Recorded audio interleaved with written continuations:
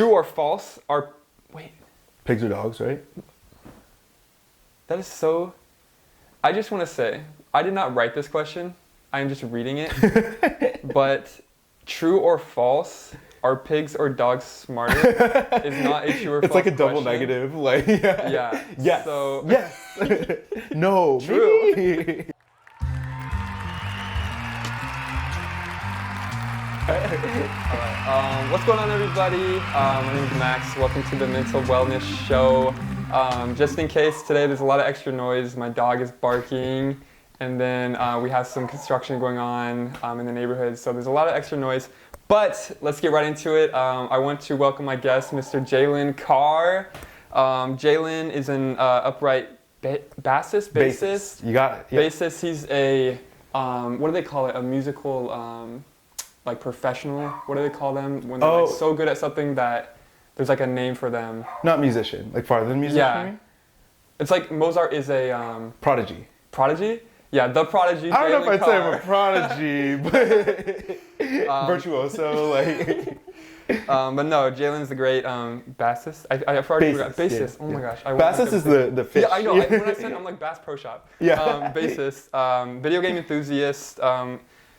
What's really interesting, Jaylen, I knew about this before the interview, but you taught a class on Super Smash Bros. At your college. Yeah. Can you Rice, yeah. tell me a little bit about that? Because that's really interesting. It was super fun. So everything kind of started when I think one of the semesters when I was just sort of sifting around looking for courses to hit my number of hours that I had to get. I learned about this student taught course program that people are doing where you essentially spend a class or a semester worth learning in pedagogy, which is just how to teach essentially. And then you, by the end of that class, you come up with your final project, which is a syllabus. And you submit the syllabus to the dean of undergraduates at Rice, who will either write off, like check off your syllabus or veto it and have you just sort of morph it around or just say, this is not worth it. Mm-hmm. Because just as much of an investment of time as it is for us, it inflects on them, right? Like if they have classes on whatever. And so I actually got rejected twice, I want to say, because either time the dean said that the class was not academic in nature, which I took really personally because there are classes on wine tasting, there are classes on Survivor, like a lot of things, and not to say that those things can't be academic, but they were a lot more background, kind of chill and consume this, whereas I was going a step further beyond just watching Smash and teaching people about the game and the subculture and why it was relevant and why it had given me so much at that point in my life even and continued to do so. I'd met so many of my best friends through Smash, so it seemed like a no-brainer. So eventually I just kind of stopped pulling punches and said like, hey, this is just as about academic as I'm gonna get it, so might as well just get started and get something done from it. Hey guys, if you're enjoying the video, please don't forget to like the video, subscribe, and share with your friends if you're getting any value of it. You know, so I think it was my either my sophomore spring or my junior fall, right around that period that we started teaching it. I think it was sophomore spring actually because COVID was junior fall, like the middle of junior fall.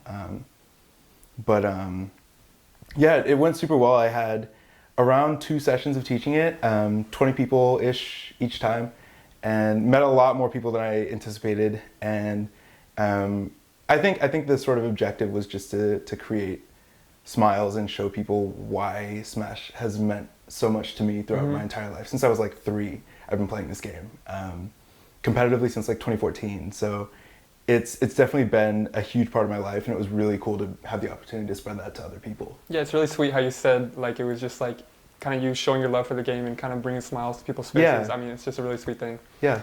So you mentioned competitively since 2014. So can you tell me about that? Like, are there like tournaments and things that you get into? Yeah. There's a really rich scene. It's very grassroots because with a lot of fighting games, they will receive funding from the developers of the game, right? So there's this. Not only is there this huge basis of funding and visibility that comes with that, but also there's a lot of organization and a lot of the logistics get handled by the company, right? Smash, on the other hand, is only just now 20 something years in, starting to get formal approach from and support from Nintendo. And so up until this point, it's all been effectively operating at what's it called? I think net even, or maybe even a loss in a lot of cases, on behalf of a lot of independent tournament organizers, which has been crazy for how big of a game that Smash is. Like, everybody knows what Smash is, you know? But it's a super interesting power play, push and pull between Nintendo and the competitive community as well, because we both had to sort of grow into each other's space and get acclimated to being effectively one and the same, you know. But yeah, there's lots of tournaments. Obviously through COVID, everything's been online. Lots of tournaments, lots of resources on like getting better. And I would say even COVID notwithstanding, a lot of the cultivation of the Smash scene has come through being online. And just the sort of explosion of resources in YouTube and like websites documenting frame data and these sorts of very specific resources that have popped up as the internet's kind of gained or cultivated its state of being. Mm-hmm. So did you grow up playing Nintendo mostly? Oh yeah, yeah. I learned to read on Pokemon. Like literally was like my parents. I remember the first game I got was Pokemon Fire Red, I think, on the Game Boy and Game Boy Advance rather. And between that and Smash, Smash I had a little bit of a start on. I think I was literally like 3 years old when Smash Melee came out, and I don't know if I just dated myself, but but when that came out, I was super young, didn't really know what I was doing, and it's such At 3 years old. Yeah, of course. Hadn't figured out life yet. Like, yeah, you know, like, yeah. Oh, God, if only I had a better start. Like, yeah, so it was just kind of pressing buttons on that front. But games like Pokemon that are more text-based it's harder to just like press buttons. You can get away with it to a certain extent, but usually you'll cap out.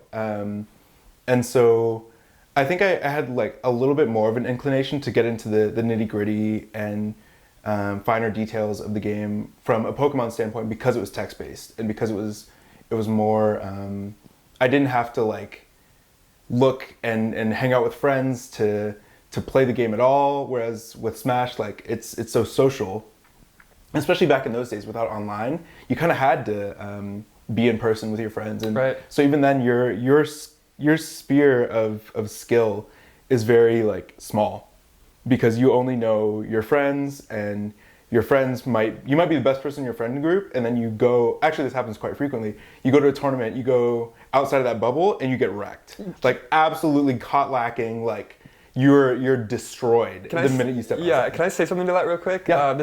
Like when I did track and field, like I was the fastest kid at my school. Yeah. All that stuff. And then when you go to like junior high, it's like there's like 6, 7, 8 different schools, and it's like it's a whole different situation. So yeah. I just like wanted to say that's totally the same. It's the exact same. Yeah, it totally just levels the playing field because there's just more people. You know. It makes sense. Yeah. But that's really cool. So that's really cool about video games. I grew up playing Nintendo 64. Yeah. And then Game Boy, and then DS. 3DS. Yep. But Xbox was always kind of the main thing I played. Right. Well, it was kind of a balance, Nintendo and Xbox. Yeah. And I never played PlayStation. I feel like there was a period where I actually have very distinct memories, and it's ironic because I work at Pokemon now, but I remember there was a period where it was like uncool to be the Nintendo kid. Like it was always so like funny. You know what I mean? Like it was between like Nintendo was like for babies, and then Xbox and PlayStation, that's like so COD, all the shooters, those were all for the cool kids, the grown up ones. I remember I had my dad. I didn't buy it. I was a kid. My dad bought me a strategy guide for one of the new Pokemon games that came out like on my birthday. I was super amped, and I, in my sort of vacuum of middle school social anxiety, I was like, oh my God, I have to hide this. Like no one can see that I play Pokemon. And I remember my dad, I was in the kitchen eating with my sister and my mom. My sister, I've always looked up to a lot. Like she's just always been very well composed and just like self-assured and someone that I've respected a ton. And so when my dad walks out, he's like, oh, Jaylen, like really loudly, like, you know, my dad, he's just like boombox, is like, yeah, I got your strategy guide right here. What do you want me to do with it? And I was mortified. Like my heart dropped. I was like, I didn't tell my sister that I like still play Pokemon. Like, oh no. What am I gonna do? And she didn't care. She didn't care at all. She didn't notice. I think if I this might be the first time she's ever heard that story. Oh, funny. Like I've never like, she just didn't care, and no one cared. But it's just so easy in that period of middle school, like spiraling, snowballing social anxiety to create these things that no one cares about. Yes. You know, that's a good point. Like even,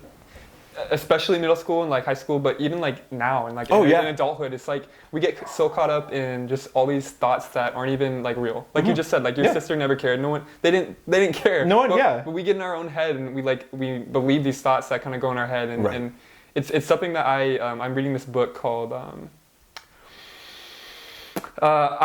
what's the title? It's like post-editing. The Secret of a... Yeah, I know. That's awesome. It's called like The Secret of a Wealthy Man or something. Oh, you got it. Yeah. But it one of the huge pieces of advice it gives in that book is to just be here in the present, focus on your present. It talks about how the future and past isn't real in terms of the thoughts that you create in your head. Right. Because you're making up... The past, yes, is real because it happened. But the future, you're making up these thoughts, kind of like you're like, oh, what's my sister going to say? Yeah. Blah, blah, blah. It's like... we need to focus on the present. Like, I feel like I'm missing a thought here of like to make that connect. That's already, that makes a lot of sense. Yeah, but I hear a lot of people say that too. Like, the minute you start thinking into the like a lot of anxiety and even like to a certain extent like guilt and shame, like a lot of these really powerfully negative emotions can originate when you think about things that are outside of your immediate box, right? Like when you think to the past or think to the present or to the future or whatever it may be. So I think you're spot on. Right. Like, yeah. Let's jump. We're gonna jump into our first round. I don't know if I went over this a little bit with you, right? Max's sizzling questions. This is where it gets intense. Ooh, okay. Yeah, we're gonna jump into our first round of Max's sizzling questions. Let's get the fire going. I don't have the switches handy anymore. I'm a little bit scared that. Oh, it's way over here now. That's why. Yeah, you got it. Booyah! Woo! All right, it just got heated in here. Woo! So, okay. Jaylen, the rules are becoming more clear. They have been very unclear the past two shows with this game.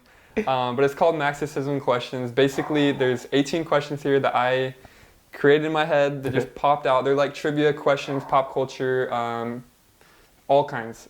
Geography, everything. Oh, no. Everything. Oh, no. I'm going to embarrass myself. It's okay. I said they're hard questions, and I think there's some hard, there's some easy. Okay. It's a wide mixture. Yeah. So the rules of the game are clear now. There is no grand prize. It's all for bragging rights. Okay, cool. Because the levels of intensity are so different every time. Because oh, no. My head might be like, today it's going to be very hard. 18 hard questions. It's like, so it's not fair to have like this grand prize because it's so different every time. It's so relative, yeah. So we're just going to, it's for bragging rights. Okay. And the record right now is 12 for 18 questions, right? Okay. So can I skip one if you give me one that's like really hard and I'm like, I'm in over my head? Well, so or is there a time limit in the first We're not doing the time limit, so it's going to be 6 questions each round, so we're going to do one round right now. So I'm going to ask you 6 questions. There really isn't a time limit, so if you don't know, you don't know. And, and you can just... That'll happen, I'm telling you now. Guess, Cue intense music. All right, are you ready? Yeah. Okay. What decade was the dancing style disco started in the US? 70s, I'm going to go with.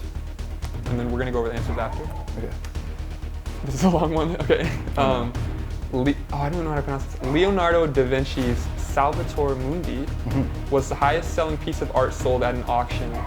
Was it more or less than $600 million sold for? Can I ask a follow-up question? Yes. Was this sold recently? Or was this in the past? That's a good... Will that break the answer though? No, because I don't even know. Okay. It's somewhat recently, I assume. To be honest. Recently? Yeah. Recently, I'm going to say, you said more or less than 600 million? Yes. Recently, sure. Okay. And what if it wasn't recently? No. Because of inflation. Okay. So dang, that complicated the answer. Yeah. Yeah, dang, I should have got a date on it. Anyways, we'll fact check it later. Yeah, we'll fact check it later. Good job. Okay. So you're saying more? More. I'll go with more. Okay.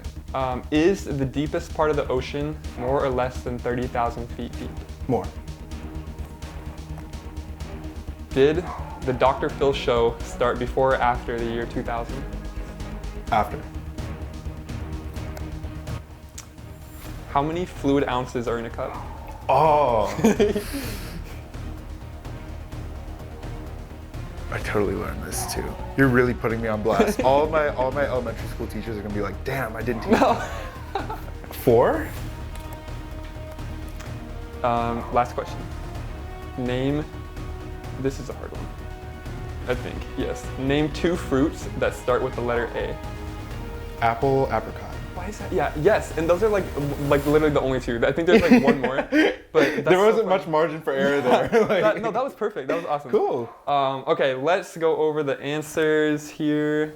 It's about to be so embarrassing. What I'm gonna do is, for that art question, because you asked that, let me tell you the year that it sold for. And then, okay. This is from the Washington Post, if anyone wants to question my source. Fact check. 2017. And it's more or less than 450 million. More. Okay. All right, we're back on track. Okay. Let me get my timer back on though. Okay. So let's go over the answers. How well do you think you did? Maybe like half of them, if less. Well, it's so funny because I literally put them in 2 piles. I mean, that doesn't give it away. Okay, let's go. Mix them up for no good reason. All right, name 2 fruits that start with the letter A. You said apple and apricot. Mm-hmm. That is correct. Avocado is also a fruit, I guess. Yeah. So that was, I just wrote that there too in case somebody said that. Right. Good job. 1 point. Correct. How many fluid ounces are in a cup? You said 4. The answer 16. Is 8. Oh, really? I figured it was 4, 8, or 16. And I know this is correct because I fact-checked it and sourced it and everything, but I don't have the source on me, so I'm like, is it right? But the universe. Yeah. What decade was the dancing style disco started in the U.S.? You said the 70s? 70s. Don't tell me it was 60s. 60s. No, I was thinking of that too. Yeah, and that's from worldatlas.com. Oh, God. But it's so, I feel like the 70s is where, that's what I would have said too, because that's that time is, or even, the 70s or 80s. I could see it being the 60s though. Yeah. If it was like late 60s especially. Yeah, because, yeah. I don't know, when was swing dancing? Is that way? Swing's older. Yeah. Like swing is like origins of jazz. Yeah. Okay, so you were close. 1 off. Wow. Leonardo da Vinci's Salvator Mundi was the highest selling piece of art at an auction. Was it more or less than $600 million? Mm-hmm. You said more? Mm-hmm.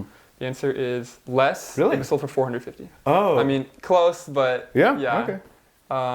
Still an egregious amount of money. Yes. Yeah, for NFTs? Anybody? Ooh.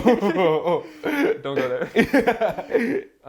Is the deepest part of the ocean more or less than 30,000 feet deep? You said more. That is correct. About 36,200 feet deep. Ooh. Which is crazy because I think the Space Needle is 605 feet. The Space Needle is. Whoa. And that's, I mean, just comparing those 2 numbers. That's nuts. Yeah. And like, I don't even know how tall, like, the distance between Earth and space. Right. But I almost wonder if, is it deeper? Like, would that be higher? Yeah. Would it take longer to go up or down? Yeah. I don't know. That's crazy. That's another trivia question. You should do that. Yes, sir. Yeah, that's a good one.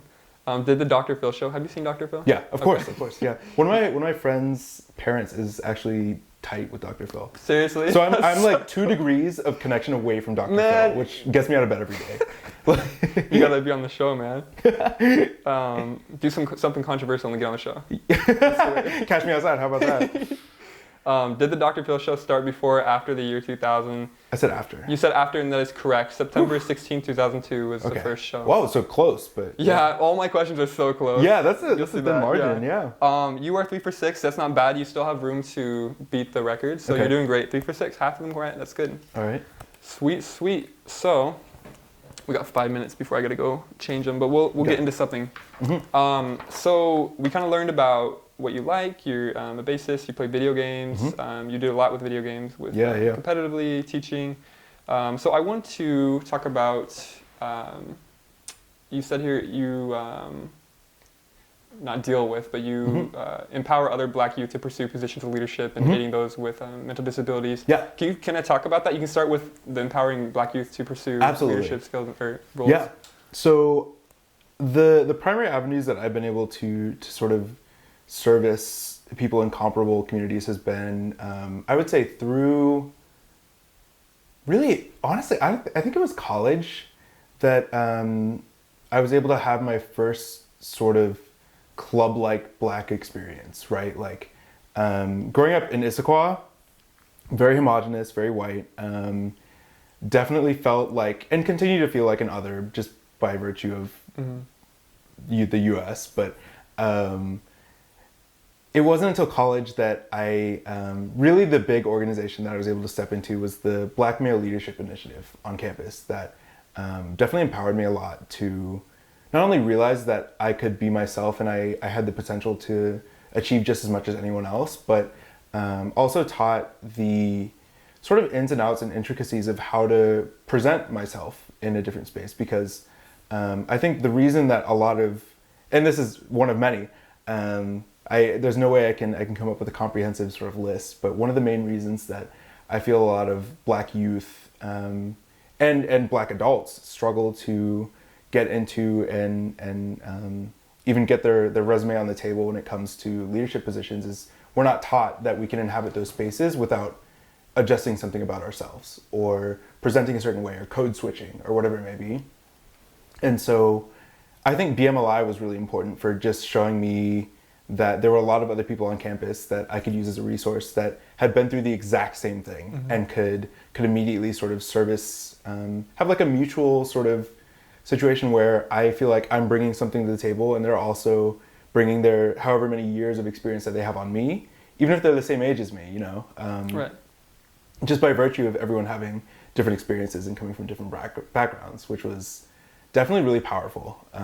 I would say a lot of my most positive experiences in a professional organizational sense came from BMLI for sure. Growing up, I would say what also sort of coincided with what we were talking about earlier with that middle school era, just snowball of anxiety and sudden social awareness and all those sorts of things.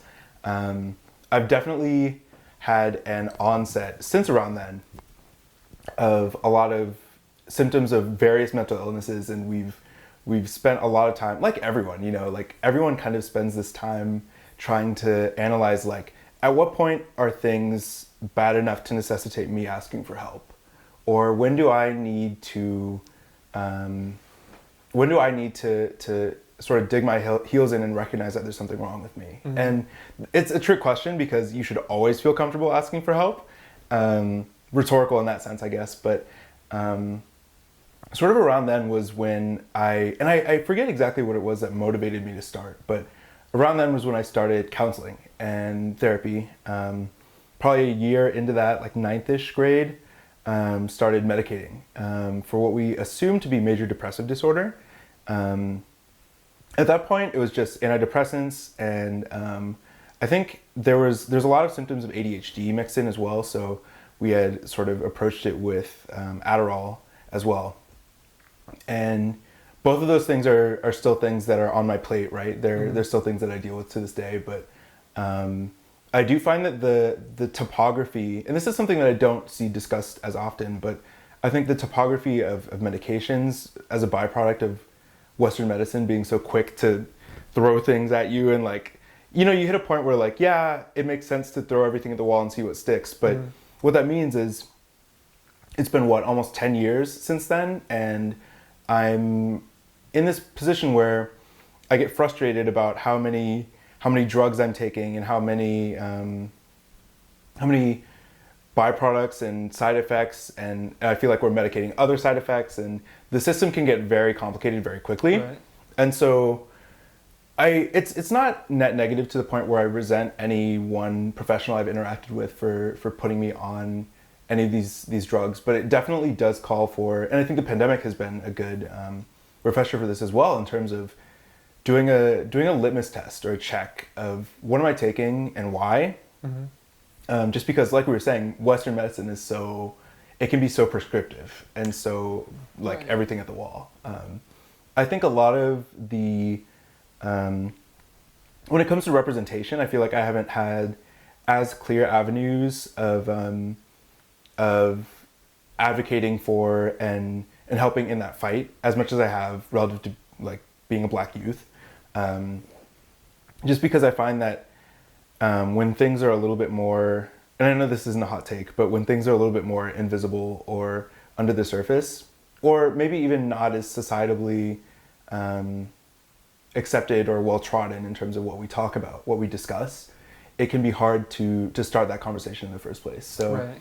I've definitely had some moments where I feel like a lot of that advocacy has sort of had to come from me fighting professors or doing other like daily things and being challenged on account of having a mental illness and having to kind of punch up and be like, y'all, like this is like, it's not like anyone gets out of bed every day and is like, you know, I feel like being depressed today. Right. Like, you know, it's something that's so much more profound and so much more intricate and hard to unpack than that. So I think that's definitely, if I could go back in time and even in the present, and challenge myself to engage in more, I guess honestly louder advocacy for any one issue that is in my life or beyond, it would probably be on that domain for sure. That's a lot. You just mentioned about no one wakes up and is like, I feel like being depressed today. Yeah. And I feel like it's hard for people who are feeling good and excited about life and stuff, and when they see people who may be depressed or low, they don't understand. Yeah. And they think maybe it's just a switch and it should be easy to come out of that because they're feeling so good. Mm-hmm. But people who, everyone's different of course, but Yeah. when you are feeling depressed and low, it's complicated and hard to get out of that Yeah. feeling, and it's hard. Like the last thing you want to do is ask for help. You know, That's- like you get steeped in it. Yeah. Right, if you want to isolate yourself, Yeah. and I mean, of course, that's one thing I want to say. I'll say this for each video. It's like a little disclaimer. Like, this is not professional medical advice. This is just opinions and like based off of life. You know, Jaylen's sharing his life experience. I'm sharing my life experience. We're all just sharing our life experience, but take what we say with a grain of salt. I guess. For sure. You know. Seek out professional medical advice, I guess, before you take action. Always, Yes. yeah. We're gonna actually remember to turn it on and off. There we go. I gotta get this better situated where I don't have to lean over so much. I could do it for you. Yeah, maybe I'll have my guest do it for me. Yeah, I don't mind. All right, let's get into it. Let's get down to the brass tacks. There we go. When do I did the old boat? Oh, there. Okay, 6 more questions. Okay. You are currently 3 for 6. Okay. Half them right. That's good. That's C's get degrees is all I'm saying. Like What's that? C's get degrees, like a 50. You never heard that? No. When people like a C or a C plus will get you a degree because it's technically passing. So like Makes I don't sense, even makes think I don't sense. think a 50 is a C. I think that's an F actually. So that goes to show. Like, I guess it doesn't work. Yeah. Okay. Let me drink one sip real quick. Yeah. Do you like that chocolate milk? It's great. It's like very high quality. That is some of the best chocolate milk I've had in my life. Muy bien. All right. Here we go.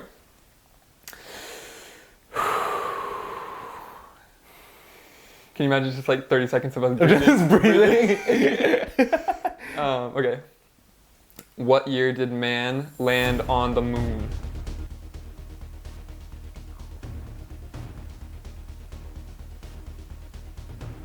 Okay, I'm cross-referencing. The cogs No, were think turning. about it, think I was about thinking about when the space race was. So it's definitely like post, if not amidst, Cold War stuff, I think. And you wanted a year specifically? Mm-hmm. Oh God. Let's say 84. 1984. According to food52.com, what country did apple pie originate from? Apple pie. I was like Googling that website internally. Internal Google. Let's say Scotland. Or maybe Ireland? Oh God. Scotland. Wait, you were wanting a question? I mean a country? Yeah. Scotland? I don't know. I'm gonna stick with that. Final answer. Okay. Final Because I'm not gonna get any closer. Okay. True or false? Are pigs or dogs smarter, according to humanesociety.org? Pigs. I'm like, what's the answer? Yeah. Because yes. I hear a lot about that. I think it's pigs. Was the tallest man recorded according to Guinness World Records, more or less than 9 feet tall? Less. Dos mas. Is Post Malone or Justin Bieber older? That's a really good question. Because I feel like it's a trick question, but then I'm like, is it? Like, what if it's the obvious one?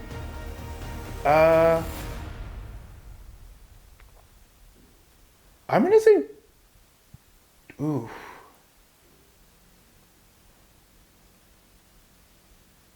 I'm overthinking this. But I feel like I think you're leading me to say it's Justin Bieber.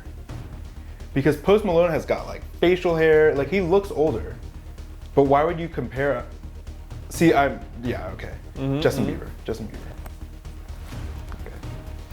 Okay. What is the biggest company in the world by market cap? Basically think about what is the biggest company in the world.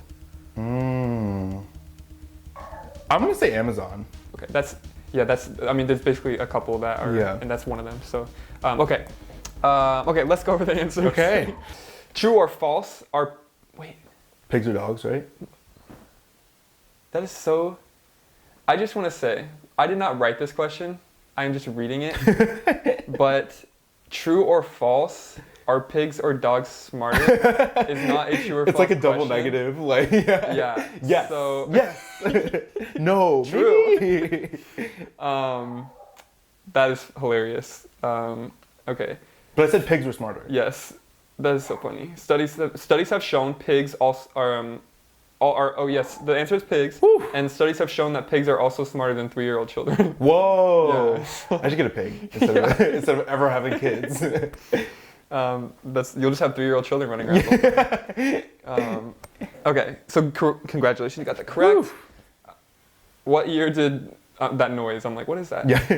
What year did man land on the moon? You said that was a total guess. 1984. The answer is 1969. Ooh, that was way earlier than I thought. But that makes sense. Yeah, because I got to Cold War, but when I was went the way Cold far. War? It was around then, I think. Okay.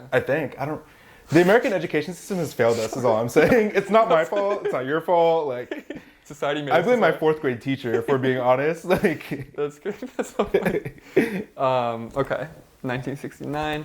According to food52.com, what country did apple pie originate from? You said Scotland? Mm-hmm. England. Really? Yeah. Okay. Food52.com. Wow. I'm looking at you. Yeah. So I think my family thought it was America. I feel like it's almost like a trick question because it's kind of like pizza. Pizza's such an American thing. And it's been Americanized enough, yes. So it might as well be like a separate entity. Yeah, so that's kind of what I thought apple pie maybe came from America. But England. Yeah. England is the answer. What is the biggest company in the world by market cap? The answer is Apple. Oh. So Amazon, Apple, they have this term called FANG. Mm-hmm. It's, I don't know if it's still relevant, but it's Facebook, Apple, Amazon, Netflix, and Google. I've heard that. Yeah, the it's big like five. The big right? five, yeah. So I don't know if they're all still in that big five, but anyways. Yeah, I think so. I hear that from a lot of like type A, tightly wound college students looking for internships rather than any actual, That's funny. Okay.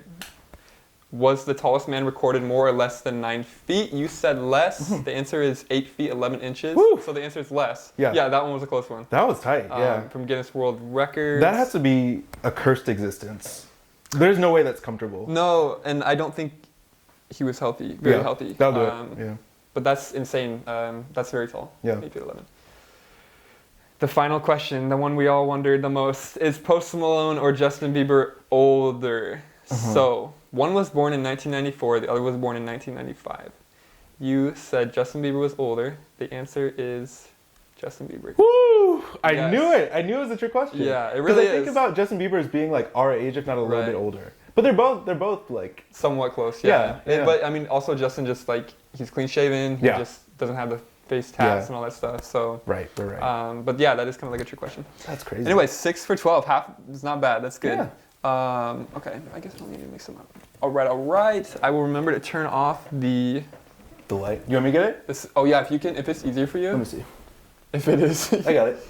Sweet. There we go. I was thinking today, I was thinking about music. I was in the car listening to music. I'm like, this is such a beautiful thing. Like, humans just appeal to music. We love music. It makes us feel a certain way. And then I thought back, I'm like, when humans first were here, it's like, how did they create music? Yeah. I was literally thinking of like cave people, like just start like doing something like, oh, that sounds good. Yeah. So let me hear more of that. Have you seen the memes about like we're never making it out of the hood, where it'll be like it'll be like a SoundCloud rapper, but like not like a good SoundCloud rapper, like a really like bleeps and bloops like all over the place, and like all their friends are like, oh god, like we're not making it out of the hood, like we're screwed. There's this one where I saw a meme where it was like, where a producer, when it's like the rapper already paid up front, so the producer just has to act like it's good, and it's like the bleeps like, it's like this high pitched like, they're like, yeah, and it's funny. It's so funny, I swear to God. And then we were talking about that the bass just going overload. The any bass video player just makes it extra funny. I swear, literally, it could. I'm telling you, like watching people walk around in 3 times speed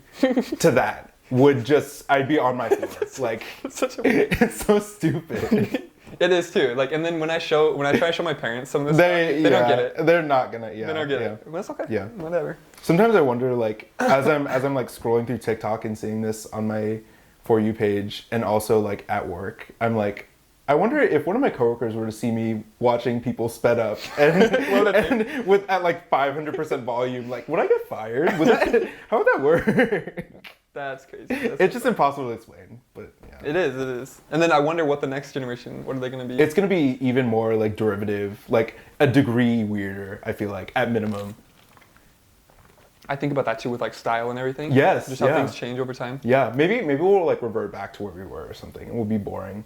We'll have like sitcoms and laugh tracks and shit. No, I was thinking about that too about, sorry, that was loud. Sound test. Yes, it was just for sound. Because with the style, like we've kind of gone, we like the 90s. Mm-hmm. I was wondering, like, would people ever dress like the 20s, or like where it's like, or like way deep, back when, like the 1700s, like where it's like super formal, like I'm sure we the hair things. Yeah, like, I'm sure we retained like certain aspects of that. Yeah. But I do imagine that there's a certain point where like a lot of the more archaic fashion trends were rooted in a lack of practicality. Like there were things you had like, you know, you have like the corset that like people were just like fainting in the middle of wherever because they couldn't breathe. Right. Like there's gonna be stuff like that that's so far removed that just doesn't make sense. Yeah, I didn't think about that. Yeah. But people wear waist trainers now, so it's just like more advanced versions of what was. What's old is new again, you know. Okay, that's good stuff. So we kind of touched on your personal like experience with bipolar disorder in specifically, but do you want to talk about that a little more? And I'm curious, like, I'm not sure if you mentioned already, but when you first started like realizing that maybe something's going on here, it's not normal, you know? Yeah, I was really very, very lucky to have a really good therapist, and I still like. I think I've hopped around a bit, but as I recommend doing, I think therapy is always, if you can find a good intersection of getting along really well with your therapist, in like an ideal world, I'd recommend that everyone goes to therapy, regardless of whether they have a documented disability or whatever is going on. I think it just helps to have that kind of feedback and have someone that can unpack so much of your day-to-day or your long-term, whatever. Like everyone encounters these traumas, but it's just hard to find like a catalyst or to find some sort of mechanism to unpack those things, and that's why it's helpful to have somebody, you know. Right.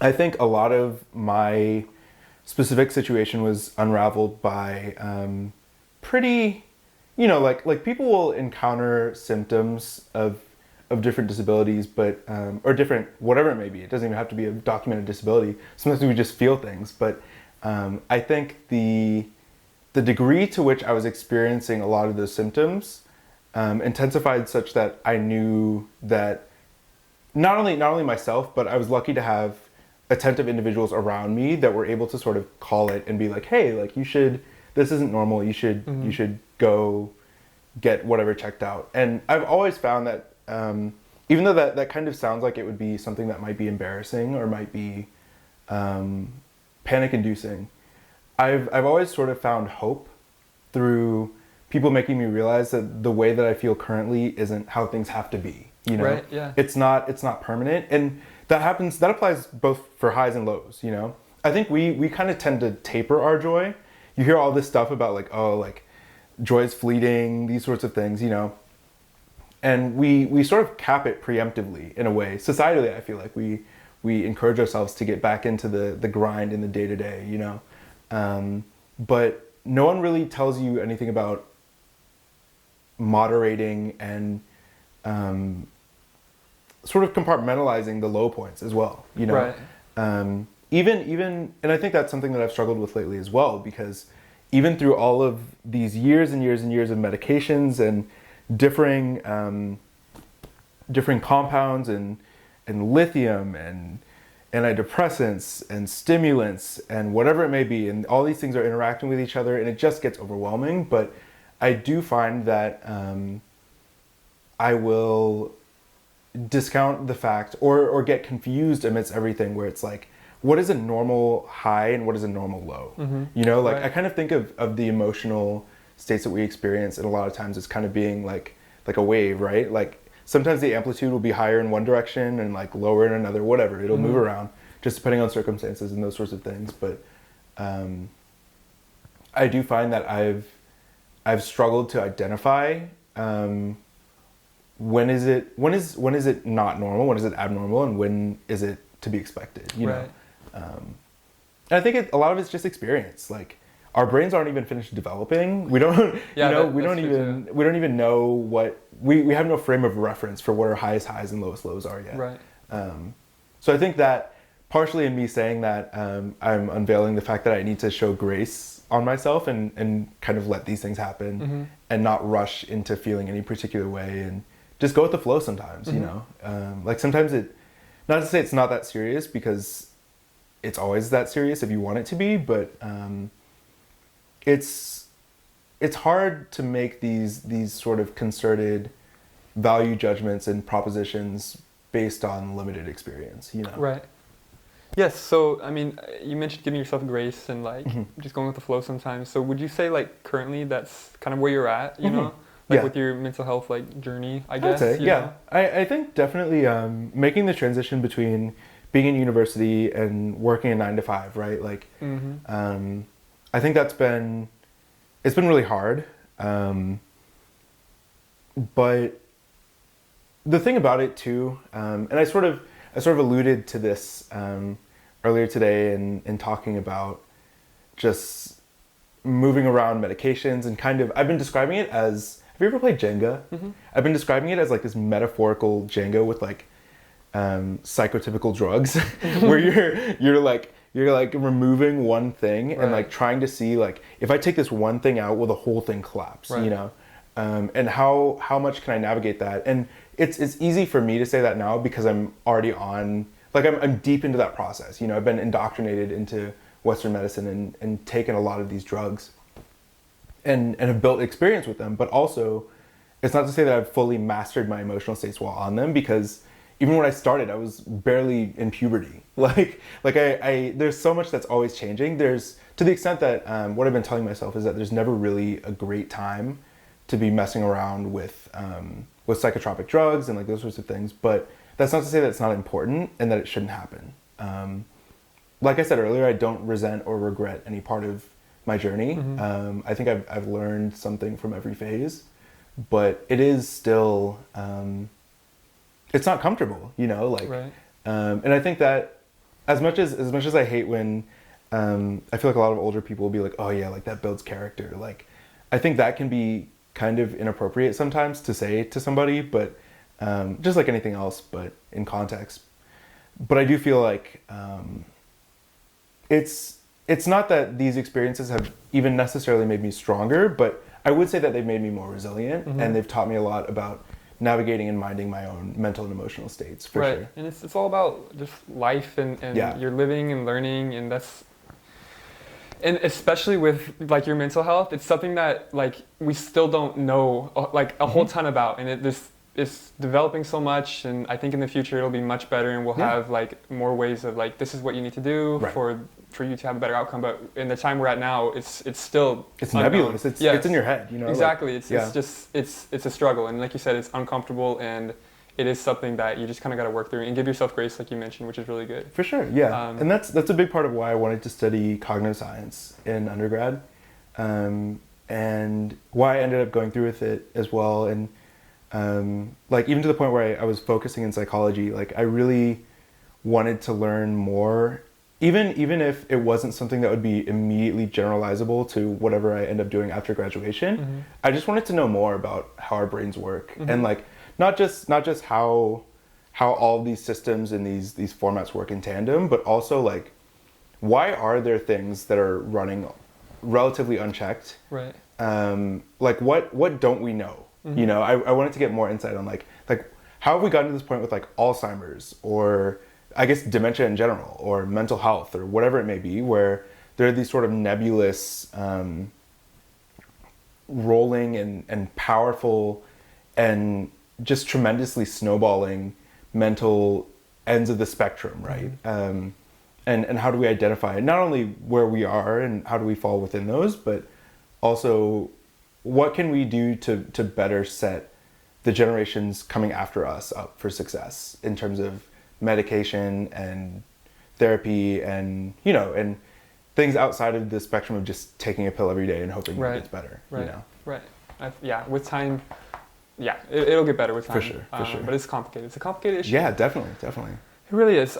Let's jump into our last segment of Max's Sizzling questions. Okay. You want to get the lights? Yeah, thank you. Yep. The fire. There we go. All right. So, last chance to get as much as you can. All right. 6 more questions. Are you ready, Mr. Jaylen? Just prepared. All right. This is a good one. How much dirt can a woodchuck chuck on a good day? And we're talking pounds. So I was going to ask that. Yeah, how many pounds of dirt? On a good day. Hold on. I'm going to say more or less because this is ridiculous to ask you how many. Okay, I appreciate that. More or less, how much dirt can a woodchuck chuck on a good day? More or less than 500 pounds on a good day. If that's all you're doing all day, I'm going to say more. Okay. It's so funny because with this question, I'm like, I was going to ask how much wood could a woodchuck chuck if a woodchuck could chuck wood. But then Bars. I looked up that woodchucks don't chuck wood. Like what? Yeah, like they chuck dirt. I guess. I'm going to be honest, I can't establish a mental picture of what a woodchuck is. I don't know either. Like, I've never seen one. Thing? I don't know. Yeah. What year did Apple unveil the original iPhone? 2006.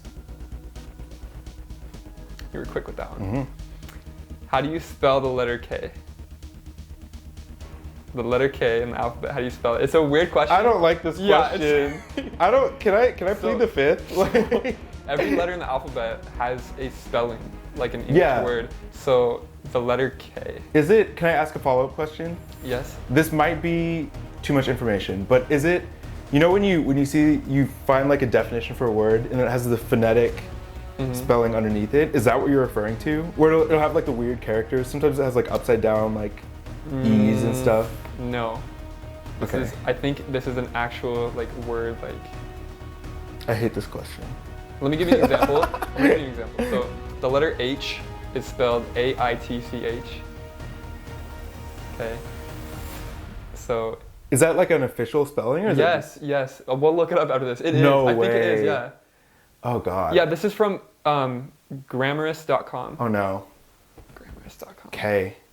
Let's just go KAY. I'm just gonna simplify it. You know. Wait, but it has the. You already answered. No, it's okay. You already answered. No. Stop. Okay.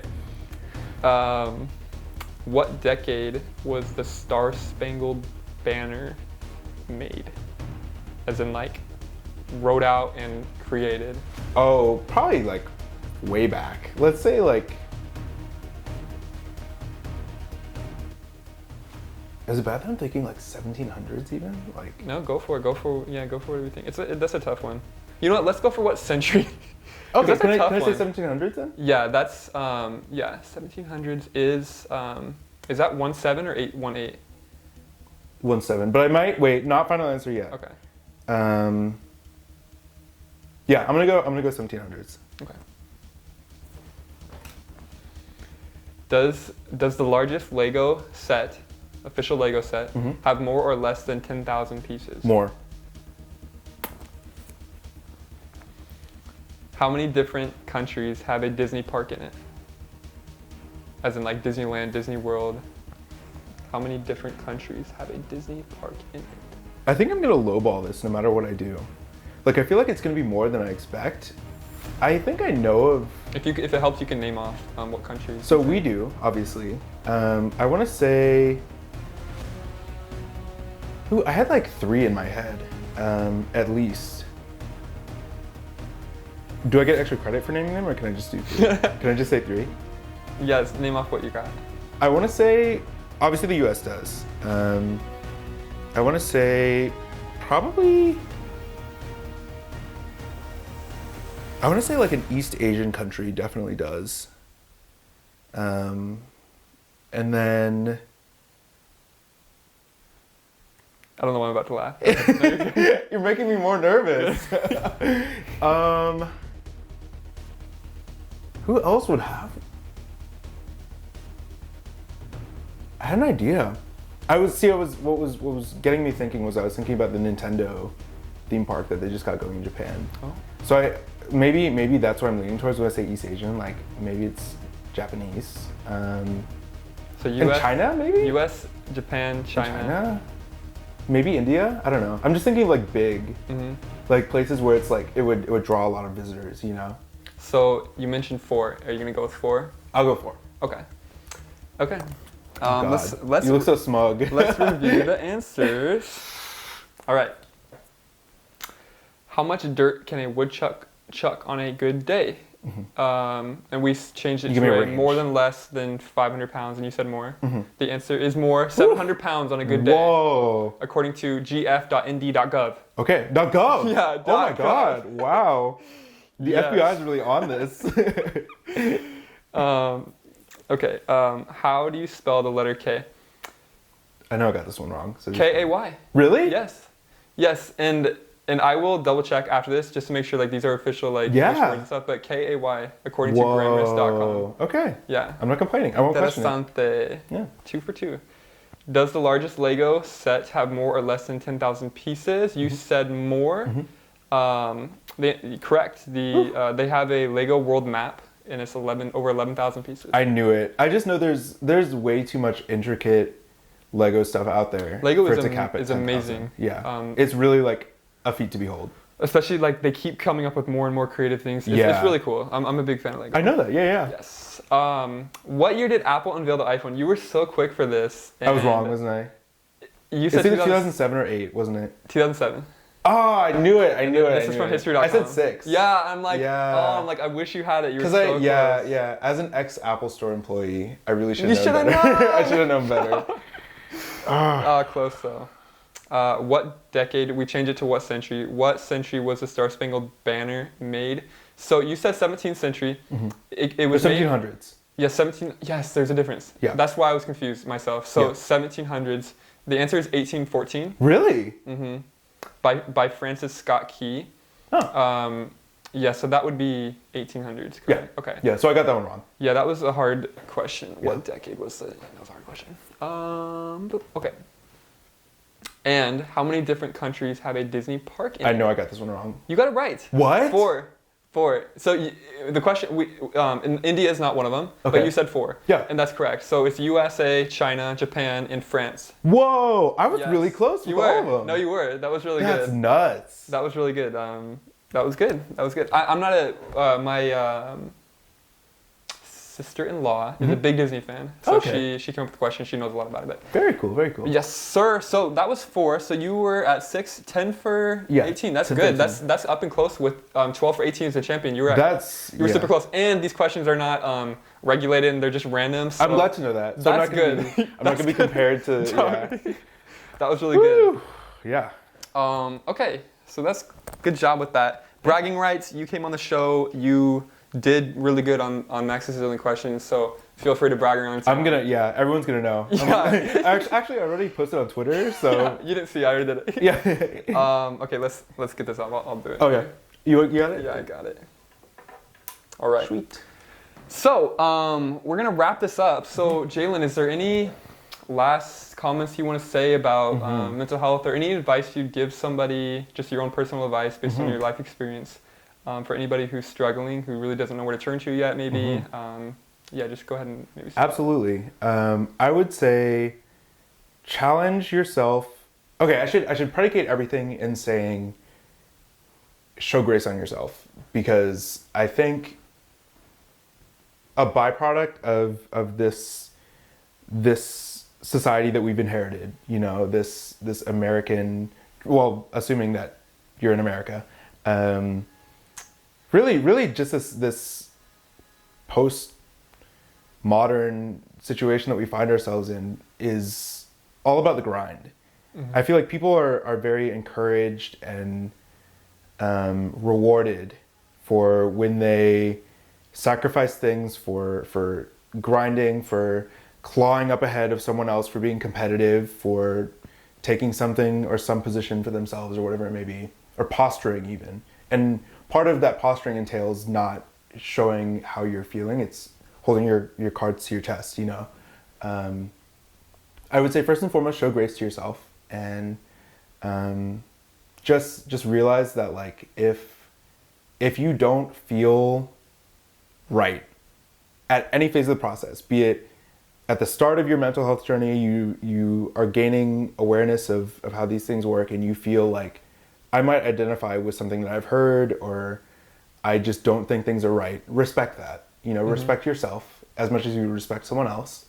And also don't hesitate to talk, just to speak up, and not only to speak up in terms of seeking help and making use of the countless resources that are already out there, but also realizing that your journey is along a trodden path, and that there are a lot of people that have done things similar to you. Obviously, everyone's journey is unique, so it's not one-to-one or anything, mm-hmm. but there are people that have been in similar shoes to you and have made it through to the other side and been A-okay. Mm-hmm.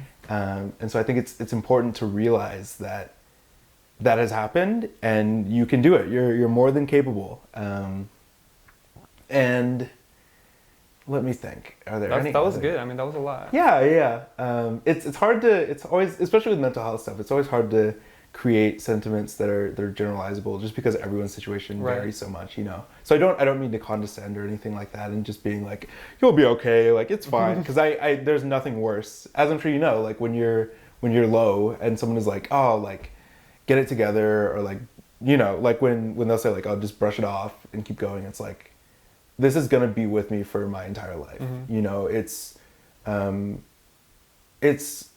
I think it's the root of why people are always saying that one of the most important investments you can make is yourself, or in yourself. But yeah, I think showing grace, being communicative, engaging in advocacy when you feel like you're at a point where you are self-assured and you're good, and you can competently and confidently show other people or advocate for other people, while acknowledging that your experience differs from theirs. And if there's one last thing I would have to say, it would be to seek out intersections in your day-to-day and in your identity. I find that, like, as much as it might sound like I've been thinking about this stuff for a really long time, like I have, and also the only reason I've been able to stay sane amidst that has been leveraging other friends and interests and different things that account for why the world is the way it is, mm-hmm. and what, like I was saying earlier, why we've inhabited and inherited this world. So just find ways to, outside of the scheme of mental health, and I don't want to get into a life coaching session, but you know, just stick to your interests and what you know makes you happy, as sort of seeking solace from any of the things that are going on up here. Right. That's so good, Jaylen. You're really full of wisdom, and it's amazing to hear. Thank you so much. You flattered me. So thank you, Jaylen, for coming on the show. Good to be here. So this was officially the second episode. Thank you again, Jaylen, for coming on. Mm-hmm. I gotta figure out a way how to wrap these things up better. Yeah.